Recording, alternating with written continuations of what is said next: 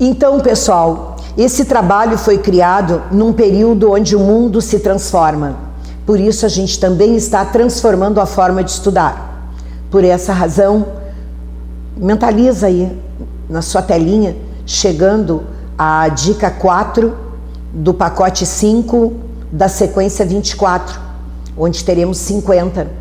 E quando você chegar lá na última, você vai ver sim por que é uma forma diferente de estudar num momento onde o mundo se transforma. Nessa dica, eu vou tratar do pleonasmo. Vai ter mais para frente isso cai em concurso, um mapa mental das figuras de linguagem, muito utilizadas em concurso público e que realmente faz a diferença para o concurseiro que sabe esse assunto.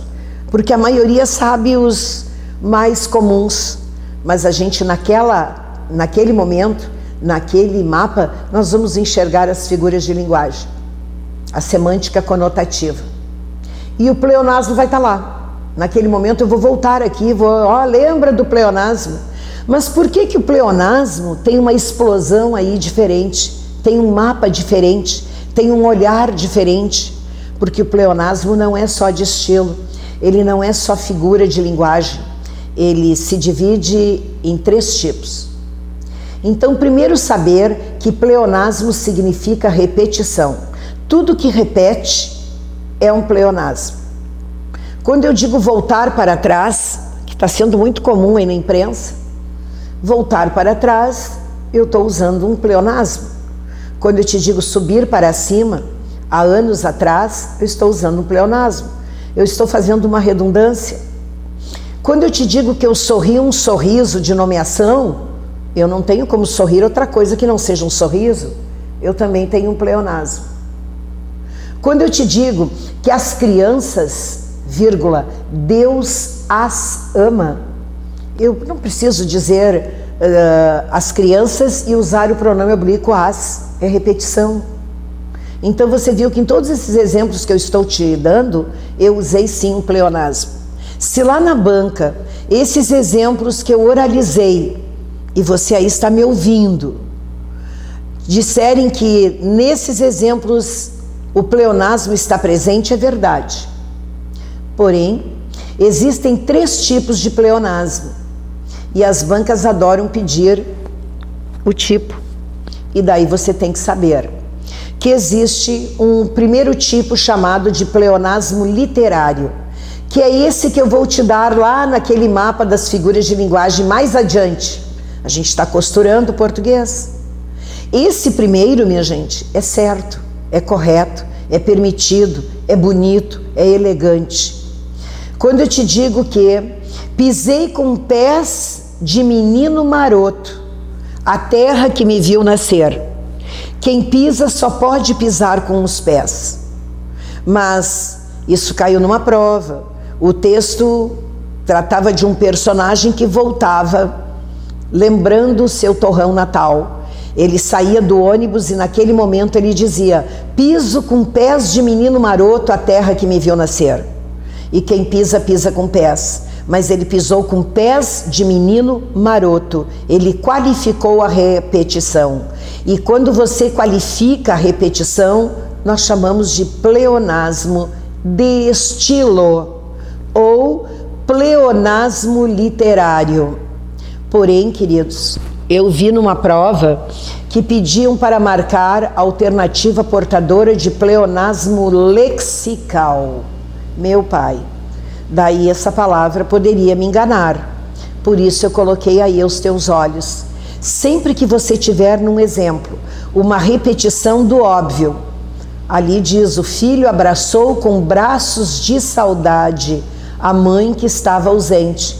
Ele só poderia abraçar com braços, não podia abraçar com o nariz nem com os ouvidos, mas ele abraçou com braços de saudade.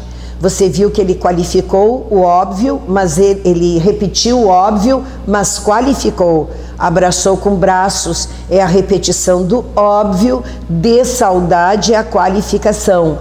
Então existiu aí, Romano 1, um pleonasmo de estilo, perfeito. Romano 2, um pleonasmo literário, perfeito. Romano 3, um pleonasmo lexical, perfeito, porque tudo isso é a mesma coisa. Mas a gente tem um segundo tipo de pleonasmo, chamado de pleonasmo vicioso ou redundância. Este é vício. Nós vamos ter também, mais para frente, antes de chegar ao último vídeo, um mapa mental dos vícios de linguagem, que também cai na tua prova, também é solicitado. O que é errado num texto, o que não é coeso, correto, coerente, e que se chama vício de linguagem. E a gente tem vários tipos de vício. Tem o solecismo, o barbarismo, a ambiguidade. Só citei alguns, porque no mapa mental eu vou te dar todos. Mas por que eu citei alguns? Porque no vício nós também temos o pleonasmo. Bom, mas ainda há pouco tu falaste no correto, agora fala no errado, por isso eu te mostrei aí. Quando você estuda pleonasmo, tem que estudar pleonasmo assim, tendo as 3 fontes na sua frente. Não adianta só estudar o literário, não associar com o vicioso e nem com o de sintaxe, que a gente vai ver daqui um pouquinho. O vicioso, minha gente, é aquele que é muito comum na linguagem, no coloquial. Eu vou subir lá em cima para observar melhor. Eu vou entrar para dentro agora. Ele saiu para fora. Ele caiu um tombo. Então você já sabe que a repetição do óbvio, se não for qualificada, deixa de ser literária, lexical e se torna redundante ou viciosa. Por isso, já vimos 2 tipos de pleonasmo que têm o mesmo significado, repetição. Mas nós temos o correto, classificado de estilo literário ou lexical. E nós temos o errado, que é o vicioso ou redundância. Aquele que repete o óbvio e qualifica é o correto, é o literário lexical. Aquele que repete por repetir, cair um tombo, subir para cima, é vicioso e é redundante. E isso na linguagem oral a gente ouve muito, mas numa linguagem escrita, proibido. E quem tem o ouvido bem aguçado em língua portuguesa, também no oral percebe quando o outro utiliza esse vício e que é um erro. E finalmente nós temos um pleonasmo chamado de pleonasmo de sintaxe. Isso, na gramática, ele é estudado lá no objeto direto e no objeto indireto. Ora, queridos, nós já sabemos o que é um objeto direto, que já houve um mapa mental anterior a esse 24 lá, que a gente falou nos termos da oração, você está lembrado? E lá nos termos da oração eu te mostrei como é que a gente reconhece um objeto direto e como a gente reconhece um objeto indireto. Você está lembrado que naquele mapa anterior, já falado, eu te disse que o objeto direto e o objeto indireto são termos integrantes da oração. Tudo isso cai na sua prova. A gente está costurando porque uma banca faz tudo isso. Agora eu preciso saber.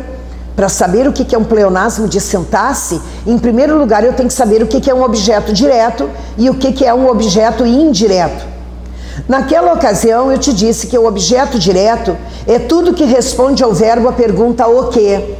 E o verbo que faz a pergunta o quê é um verbo classificado de transitivo direto. Olha quanta coisa tem aqui, até chegar no pleonasmo de sintaxe.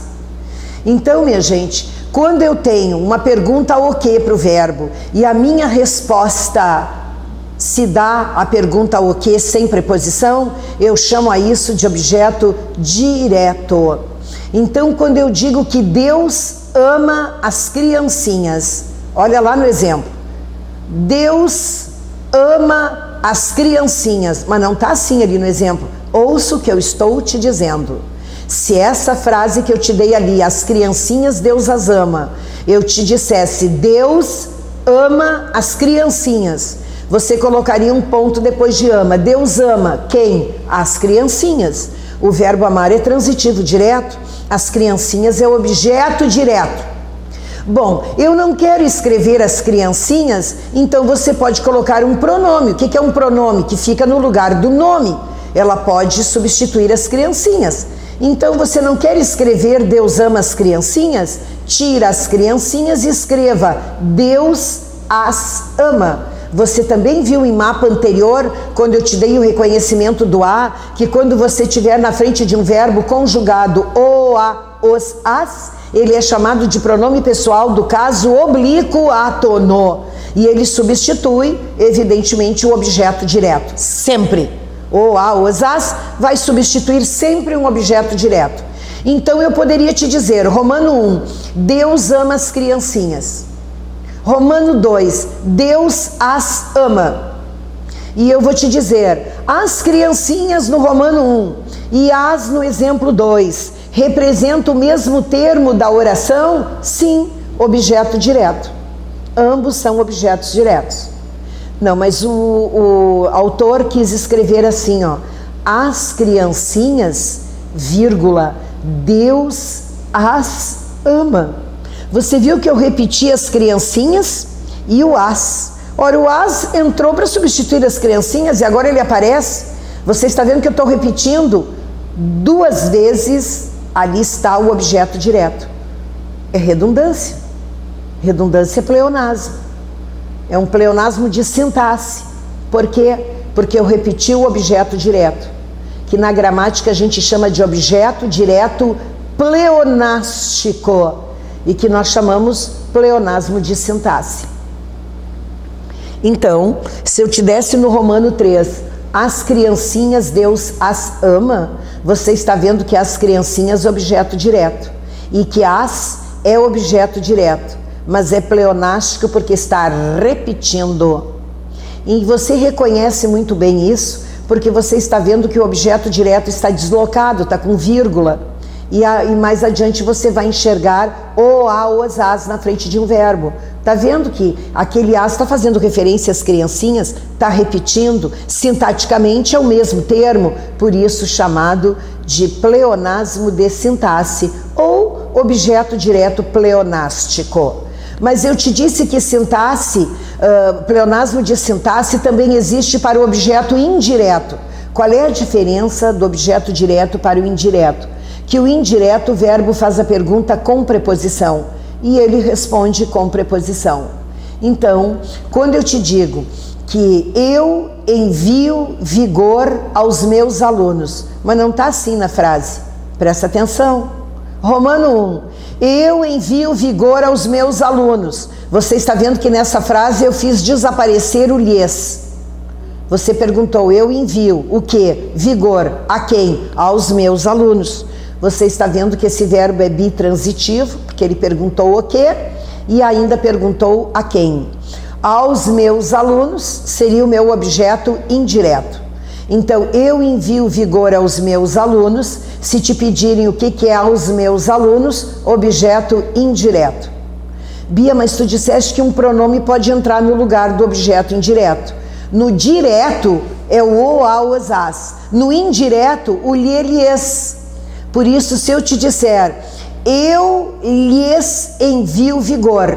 Está vendo que nesse Romano 2 eu fiz desaparecer aos meus alunos. Eu lhes envio vigor. Ora, eu fui lá, perguntei, peguei o sujeito, eu envio o quê? Vigor. A quem? A eles. O lhes representa a eles, aos meus alunos. Então você está vendo que esse lhes é objeto indireto. Mas no Romano 3, compara o que eu estou te dizendo do 1, do 2 e agora do 3. É visual, você responde isso só olhando. Se na frase tivesse assim, aos meus alunos, vírgula, eu lhes envio vigor. Você está vendo que eu envio vigor aos meus alunos. Eu desloquei o objeto indireto. Está vendo que ele está com vírgula. O lhes representa, está substituindo, faz referência aos meus alunos. Ora, eu poderia ter só os meus alunos ou só o lhes, mas eu quis fazer uma frase para ser bem característica, quis chamar a atenção no meu fraseado, eu coloquei o aos meus alunos, que é o objeto indireto, e o pronome, que também é o indireto. Ora, toda redundância é um pleonasmo, só que este é um pleonasmo de sintaxe, porque eu repeti o objeto indireto, e daí existiu aí um pleonasmo de sintaxe, ou na gramática que a gente fala objeto indireto pleonástico. Daí você cuida numa prova. Se eles te derem as criancinhas, Deus as ama. Aos meus alunos eu lhes envio vigor. E afirmar que em ambos existia o pleonasmo é verdade. Se te disserem que ambos existiam um pleonasmo de sintaxe, é verdade. Se te disserem que em ambos existia um pleonasmo de sintaxe de mesma relação, você já sabe que não, é de sintaxe. Mas só que o primeiro é o objeto direto pleonástico e no segundo, tá vendo, aos meus alunos, começa com preposição, então ele é um objeto indireto pleonástico. Um é direto, outro é indireto, ele é de sintaxe, mas não é de mesma relação. Questão de concurso. Selecionei duas que eu achei interessante para você firmar bem esse mapa. Em que alternativa a frase se apresenta como um pleonasmo? Isso é tranquilo. Pleonasmo? Vale qualquer um dos três. Daí no Romano 1 diz assim: eu procuro só a escuridão, a purificação na calada da noite preta. Esse é um verso de uma música. Bom, eu procuro só a escuridão, eu já sei que é preto, que é escuro. A purificação na calada da noite, a noite é preta, é escura. E daí eu termino da noite preta, para que dizer que ela é preta? Eu já estou entendendo. Eu estou fazendo aí uma redundância. Ele está num verso, está vendo? Da noite preta, onde eu procuro a escuridão, a purificação na calada dela, que é preta. Então eu estou qualificando. Isso é um pleonasmo de estilo. Anota aí, porque se tivesse pedido o tipo de pleonasmo, você saberia. No Romano 2 diz assim: ele era o principal protagonista da história. Ora, minha gente, o protagonista é o principal. Isso é uma redundância do óbvio. Ou eu digo que ele era o principal da história, ou eu digo que ele era o protagonista da história. Agora, principal e protagonista junto é como subir para cima e entrar para dentro. É um vício de linguagem, é um pleonasmo de vício. Número 3. Chovia uma triste chuva de resignação. Ora, só podia chover uma chuva, mas era uma triste chuva de resignação. Está ali o pleonasmo literário de estilo lexical. Os presentes, vírgula, opa, eu já estou associando lá, eu mentalizei o mapa que a Bia me deu, entreguei-os à aniversariante. Eu já estou vendo, se tem um os ligado a um verbo, é objeto direto. Os presentes, tem uma vírgula. Se eu ainda tinha uma dúvida, eu coloquei a frase no lugar certo. Eu entreguei o quê? Os presentes. Já sei que os presentes é objeto direto. A quem? A aniversariante é o indireto. Mas os presentes é objeto direto. E ainda tem o os. O os, ou a, os, as, junto de um verbo conjugado, é toda a vida toda objeto direto. Isso também cai na sua prova. E daí já tem o objeto direto. E ainda tem o pronome, isso é pleonástico. Entrou no último lá, ó, pleonasmo de sintaxe. Ora, mas eles não queriam o tipo, mas a gente já aproveitou fazer isso também. Eles queriam só saber onde havia pleonasmo. E nós temos pleonasmo nos 4 romanos, por isso o gabarito é a letra E de Equador. A segunda questão já não é a mesma coisa. Pede pleonasmo, mas já pede um tipo de pleonasmo. A alternativa que apresenta um pleonasmo lexical.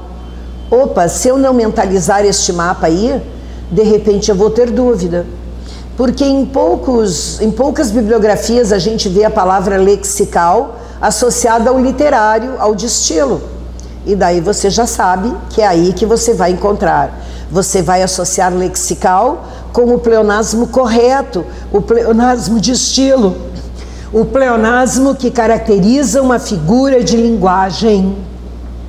Por isso, na letra A diz assim: me sorri um sorriso pontual.